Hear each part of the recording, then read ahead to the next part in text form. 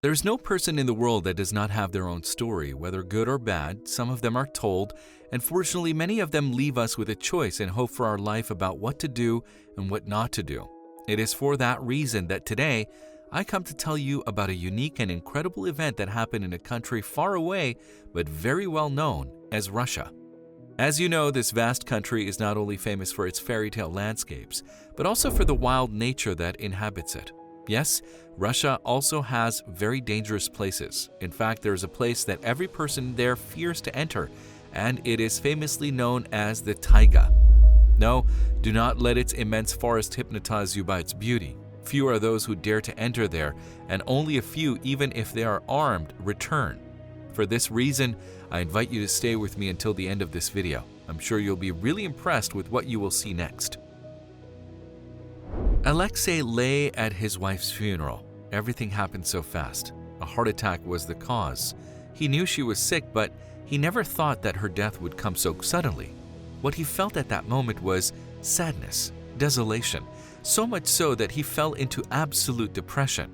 The worst of all is that his children did not even dare to visit him. Although they lived far away, we know that this is not enough reason to stop accompanying that old man who this time lay completely alone. As I said, his children, who received the best, did not attend their mother's farewell, but a month later they arrived to claim the inheritance. One day they knocked on the door of the man's house. It was his son. "Dad, we have arrived with this document. We are very sorry, but this is no longer your home. You are very sick, so we have found you a nursing home in the city.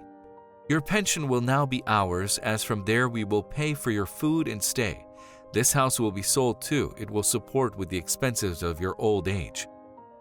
"But I have not signed anything," the father commented. "This house belongs to me, son." "No, Dad, not anymore," said the young man, who was also a lawyer. "I'm sorry, father, but I have already made the necessary arrangements. Besides, you're not in a position to make decisions. Let's collect your belongings. We must leave now." The old man was really surprised. He did not want to leave the house that for many years had sheltered him and his beloved wife, but things were already done and there was no turning back. Alexei was now in the asylum. There was no longer the silence and tranquility to which he was accustomed. Now there were only strangers and noises around him. His sadness was getting deeper and deeper. A lonely man lay crying on a chair in such a big room. After almost a month, his son deigned to visit him. Great was his surprise when he did not find him. One of the employees of the place handed him a note written by his father. "I've gone to a better place," it read. The man was now missing, but none of his sons dared to look for him. Alexei was indeed lying far away in a farm that belonged to his grandparents, which had been left in total abandonment. You see, the place was next to the taiga, and it was getting lonelier and lonelier as the years went by. And most of the locals decided to move away from there because there were almost always reports of missing people. In addition, animals came to damage homes, but Alexei never felt afraid. He knew that if he respected nature, nothing bad would happen to him. In fact, he felt very comfortable in that place. After a short time, he began to feel better, far away from everything bad. One day he decided to go fishing. There was a lake nearby and the weather was really warm. He took the opportunity to distract himself. He walked through the forest. Everything was going as planned, but suddenly in a matter of seconds a storm appeared out of nowhere, which forced him to return home, but that man seemed not to arrive yet. Alexei soon realized that he was lost. Overwhelmed by the situation, he made the effort to get out of that place as it was going to get dark soon. But unknowingly, that older man was going deeper into the taiga, to the place that many fear to enter. It was in that place that he noticed very closely a tigress with her cub walking. Somehow he felt no fear because he knew that if he stayed in that hidden place, nothing bad could happen to him. Then he watched carefully until he suddenly heard the thunderous sound of a shotgun. In seconds, he realized that the tigress fell to the ground. Suddenly, an armed man approached her. The old man then noticed that he was a hunter, and this stranger, seeing that the little tiger did not want to be separated from his mother, decided to point the gun at him. The old man did not expect it, and before he could say a word, the man shot the little one. It sounded so loud that it echoed in the horizon. Soon the hunter left. The old man, who witnessed what happened, knew he could not do anything about it. Besides, he had been stunned and the hunter simply left them there. Alexei, who approached the animals, noticed that neither of them was moving. But what's his fault? How far can evil go? Overwhelmed, he decided to leave. But after a few steps, he heard what seemed to be a slight whimper of pain. He turned around and realized that the little tiger was still breathing. So small and innocent and in the rain. It was really very sad. The old man knew that he could not leave it in that situation, wounded and vulnerable to other larger animals that could attack it. Now his mother was no longer there to protect him. He immediately took off his coat and covered the cub, took him in his arms, and headed for home, following the hunter's tracks. When she arrived, she put him on a rug, examined him, and saw that there was a large hemorrhage and infection in his leg from the gunshot wound. So she decided to act immediately. Fortunately, the old man was a doctor by profession and decided to cure him. With attention and calm, he began to do his work. Then he took a piece of cloth he had and put it around him to stop the bleeding. A few days passed, but the wound did not heal completely. The infection on the tiger did not subside. There was nothing else to do but amputate it, otherwise it would lose its life. That saddened the man even more because an animal like him in that condition would certainly die, but not only that, he would be vulnerable to any danger. What can I do? Wondered Alexei. With my pension, I would not have the economic possibility to feed it well or take care of it, and if someone finds out, they could make a scandal or simply shoot the little feline. While the man stroked the head of the small animal, he decided not to think so much about that, so he operated it. Now the only thing left was for the wound to heal, although only a miracle could save it.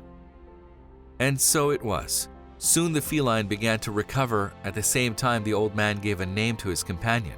"You will be called Kemerovo, the name of my grandfather. He also liked animals. He was one of the few who came to live near the taiga because he enjoyed nature. I'm sure he would have done the same."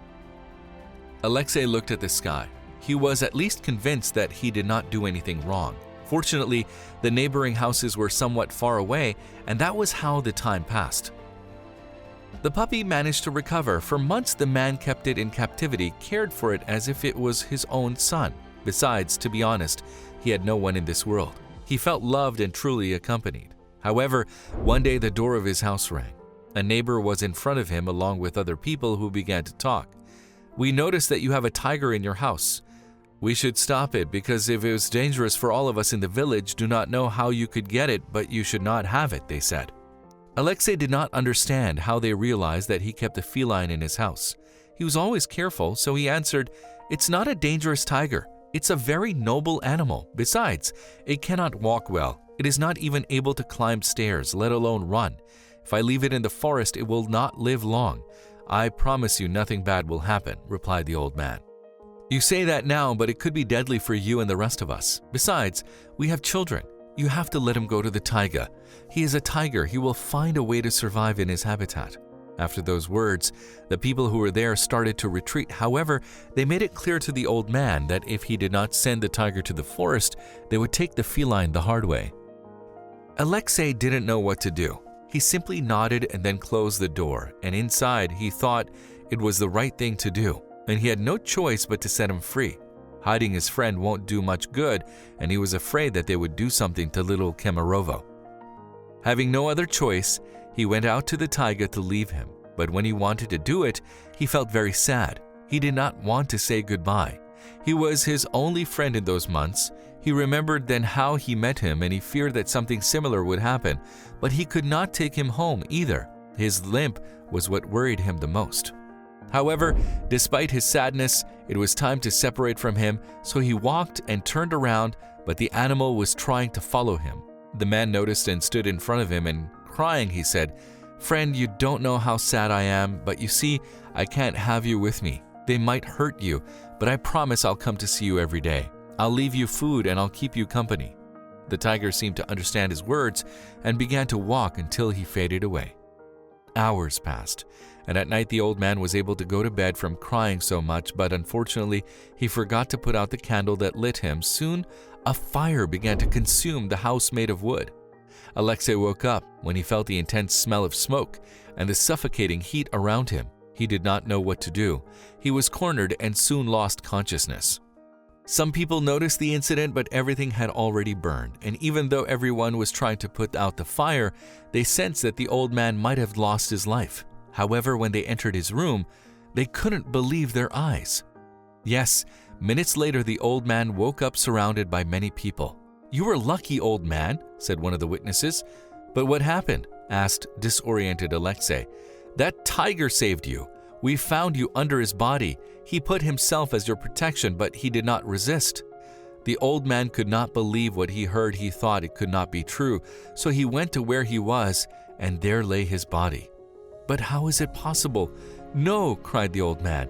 "You couldn't even climb the stairs. How is it that you came to my room, dear friend? Why?" "Forgive me," said the old man in tears. "I should have never left you aside." As the hours passed, Alexei, along with many people, said goodbye to his dear and faithful friend. "I would have liked to do more for you," added the man, dejected by the situation. Since then, the people around him who asked him to take the tiger away looked down, and others could not stand the tears. Today, near the Great Taiga, there is a small town called Kemerovo in honor of the little tiger hero. This story teaches us many things, from the unexpected greed of some bad children, the cruel ambition of a hunter, but above all, the loss of a loved one. This last one is the most horrifying. Sometimes there are more sufferings than joys.